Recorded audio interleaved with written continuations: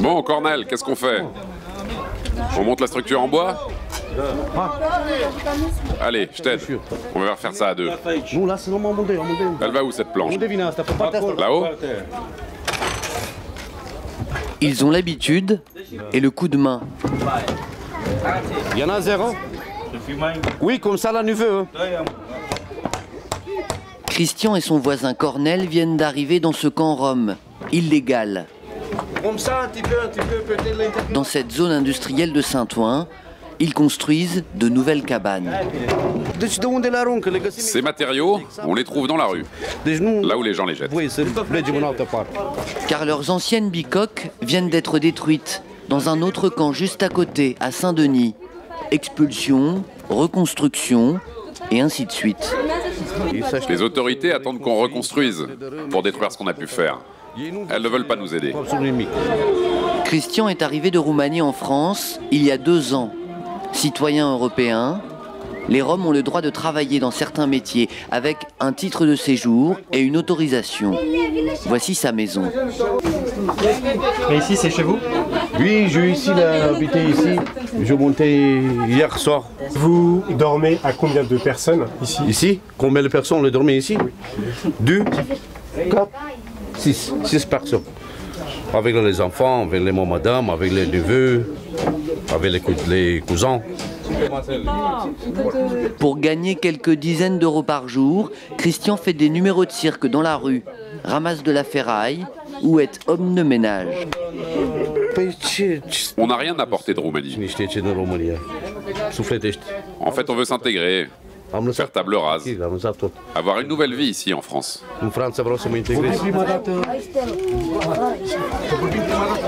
Dans ce camp, pas d'eau courante, évidemment.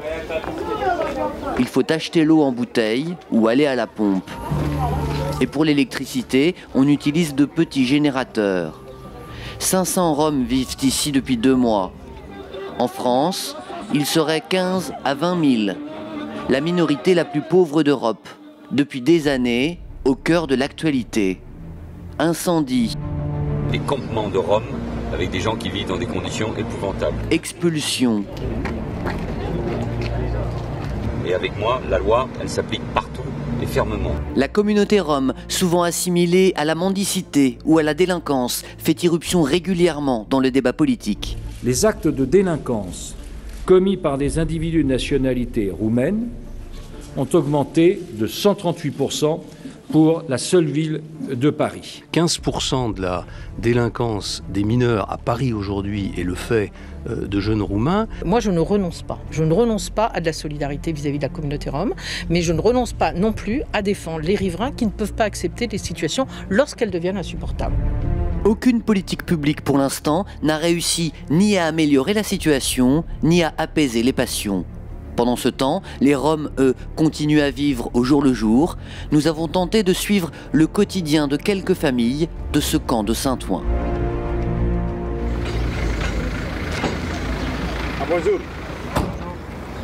Christian va partir au travail. Il se présente comme artiste, mime. Nous allons l'accompagner. Il veut d'abord nous faire un cours de maquillage.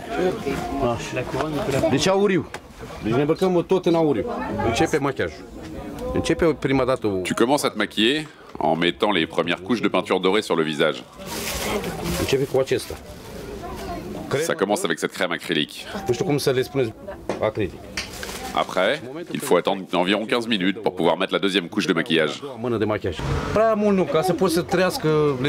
Je gagne environ 30, 40, 25 euros par jour.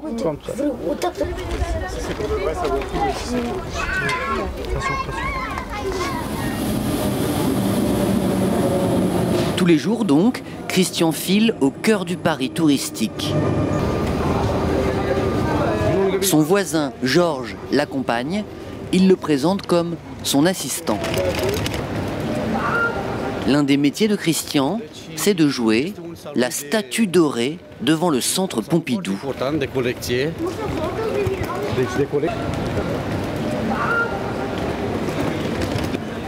Comme je n'ai pas de domicile, je n'ai pas de permis de travail. Christian, le Rome de Saint-Ouen, se transforme donc en clown couleur or qui tente d'imiter l'automate. 4 à 5 heures debout sur son plot en béton.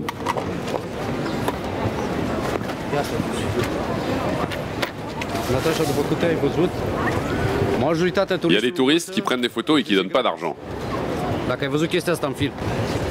Pendant ce temps, leurs familles, en général, elles aussi tentent de gagner de l'argent. L'épouse de Georges est au même moment dans les couloirs de la RATP. Ma femme se débrouille en mendiant avec notre fils de 4 ans. Ils vont mendier dans le métro et restent sur les escaliers. Les gens passent et des fois ils donnent un peu d'argent. Il y en a qui regardent mon fils. Ils prennent une photo et ils donnent de l'argent après. Mais c'est difficile de se débrouiller avec l'argent de la mendicité. Alors on va souvent faire les poubelles. On essaye de trouver des choses pour les revendre. Christian et Georges reconnaissent aussi qu'une partie de leur communauté vit grâce au butin de la petite délinquance. Il y en a si je leur dis « Viens, on va faire les poubelles ». Et bah eux, ils font ce qu'ils savent faire, ils vont dans la rue. Ils trouvent quelqu'un avec son téléphone dans la main et ils le piquent. Ça casse notre image. Donc du coup, plus personne ne veut de nous ici. Je crois que tous ces faits ont été remarqués. Et bien sûr que les gens, en voyant ces faits-là, avec des vols, de la casse, qui ne se comportent pas bien dans la rue, automatiquement, quand les Français voient ça, ils ont pris peur. Et cette peur-là fait qu'ils mettent une distance. C'est à cause de ça qu'on s'est fait virer de Roumanie, qu'on trouve pas de boulot ici et qu'on se fait virer des camps ici.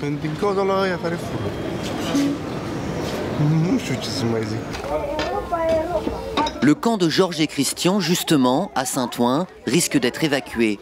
Réseau Ferré de France, le propriétaire du terrain, inutilisé depuis 5 ans, a porté plainte pour occupation illégale. Alors, comme pour tenter d'éviter cette expulsion, la communauté est très soucieuse de son image devant la caméra. Malgré la ferraille triée qui s'amoncelle, en attendant l'ouverture du ferrailleur, malgré les gravats déposés par les chantiers alentours, Christian veut nous montrer qu'il fait tout pour que cela reste à peu près propre.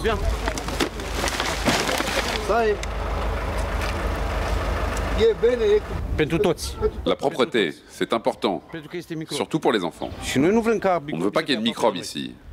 On jette les poubelles 3 fois par jour pour ne pas vivre dans les ordures. Mais visiblement, cela ne suffit pas.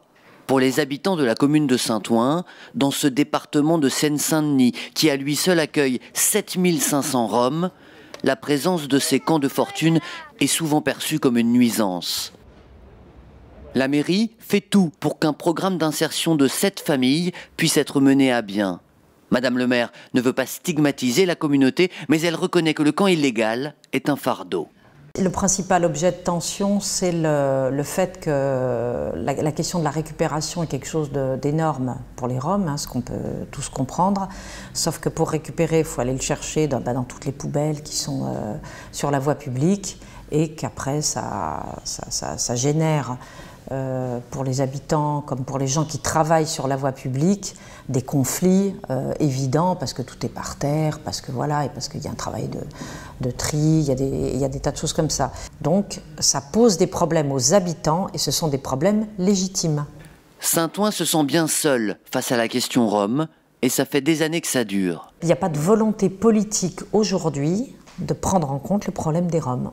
J'ai cité d'autres problèmes auxquels Saint-Ouen est confronté et j'ai eu l'expérience que l'État nous aidait énormément, notamment le trafic de stupéfiants. Donc quand l'État veut nous aider, il est présent. Aujourd'hui, pour l'instant, il n'y a rien. Jacqueline Rouillon a reçu cette semaine le président de l'association qui soutient les Roms de Saint-Ouen pour éviter leur expulsion. Le voilà, dans sa grosse voiture, de retour de la mairie, Umberto, Rom lui aussi.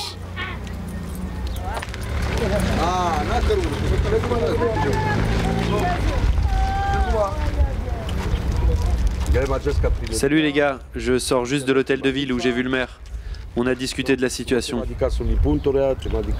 T'as parlé des conditions sanitaires et de l'école?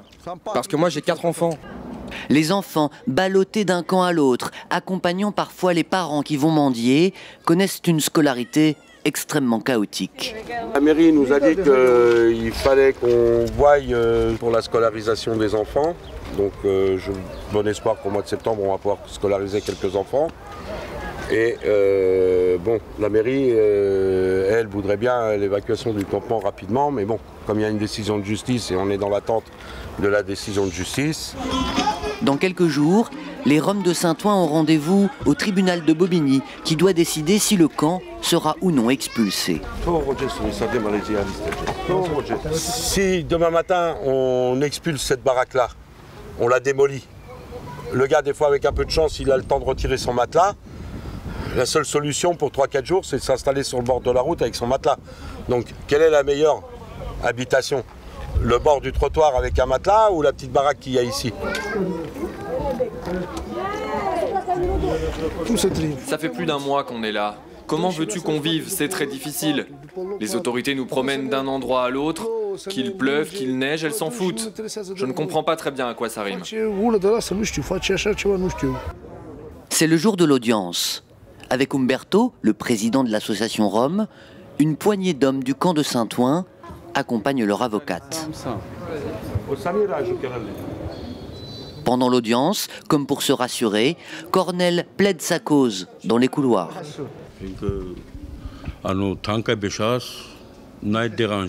Vous savez, notre camp, il dérange personne. Il n'y a pas de voisinage, pas de route dangereuse, ni pour nous, ni pour personne. Donc j'espère vraiment qu'ils vont nous laisser rester là. Ça y est, les juges viennent de décider d'attendre. On est content parce que ça s'est bien passé au tribunal. C'est vrai? On a remporté encore un report et ces gens vont pouvoir avoir un petit délai déjà pour être dans la préparation du futur, des papiers, des choses comme ça. Ils ont un mois de répit grosso modo quoi. En un mois il se passe beaucoup de choses. Petite victoire. Petit délai, on va dire. Petit délai. On a un mois de répit jusqu'à la prochaine audience, mais rien n'est joué. Le risque de l'expulsion est toujours là. Alors en attendant la décision du tribunal, prévue a priori le 18 septembre, au camp, la vie continue. Chaque soir, Vandana cuisine pour ses 7 enfants. Je prépare du ragoût. Plus tard, on va faire un peu de soupe pour les enfants.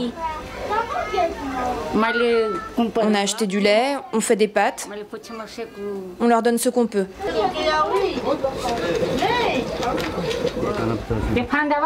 C'est bon, je t'ai ouvert le gaz, tu peux allumer. Allez, vas-y, allume-le. Les différentes familles refusent en général d'être séparées, ce qui interdit parfois leur relogement. L'entraide règne. Stéphane apporte le café du soir à Christian, qui n'a encore rien pour chauffer son eau. Tu prends combien de sucre? Mais en 2 cuillères. Il faut toujours que le café soit sucré, car la vie est amère. Dès demain, Christian retournera faire le mime au centre Pompidou. Stéphane, lui, sillonnera les rues en quête de ferraille.